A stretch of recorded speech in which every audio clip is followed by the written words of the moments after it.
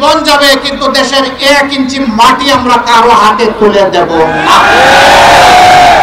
আমরা সমাজের সর্বস্তরে ন্যায় বিচার চাই। অধিকারের দরজা খুলেছে, লড়াই করে এখন বাকিটা আমরা আদায় করব ইনশাআল্লাহ। কোনো দুর্নীতিবাজ দিয়ে মানুষের ভাগ্যের পরিবর্তন হবে না।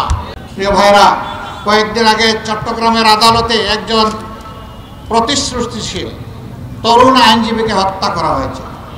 এক পক্ষ উস্কানি দিচ্ছিল বাংলাদেশে যেন লেগে যায় রক্তের গুলি খেলা, বাংলাদেশের মানুষ দায়িত্ব জ্ঞানহীন।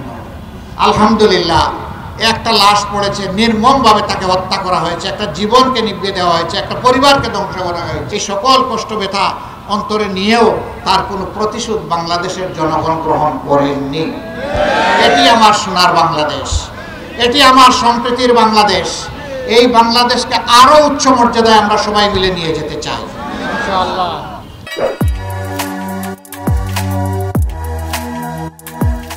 আপনারা রাজি আছেন এই দেশটি গড়তে? আলহামদুলিল্লাহ, সত্যি রাজি? বুঝে শুনে বলছেন? তাহলে আরো ত্যাগের জন্য প্রস্তুত থাকতে হবে। যত ত্যাগ স্বীকার করতে হয় আমরা প্রস্তুত ইনশাআল্লাহ। আমাদের উপরে যত আঘাত আসুক, চ্যালেঞ্জ আসুক, জীবন যাবে কিন্তু দেশের 1 ইঞ্চি মাটি আমরা কারো হাতে তুলে দেব না। আমরা সমাজের সর্বস্তরে ন্যায় বিচার চাই। আপনারা চান? শিওর চান? তাহলে আপনাদেরকে তৈরি হতে হবে। ন্যায় বিচার আপনার ঘরে আসবে না, লড়াই করে আনতে হবে।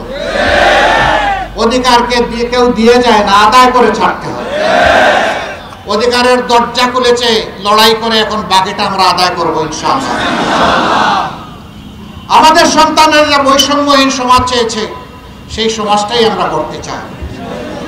এই সমাজ গড়তে হলে অবশ্যই দেশের সকল স্তরকে দুর্নীতি মুক্ত করতেই হবে। এটি আমাদের অঙ্গীকার। আল্লাহ যেন এই তৌফিক এই দেশবাসীকে দান করেন।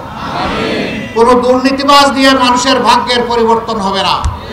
ওদের ভাগ্যের পরিবর্তন হবে, কিন্তু শেষ পর্যন্ত খালে বিলে নদী নালায় পালাইতে হবে।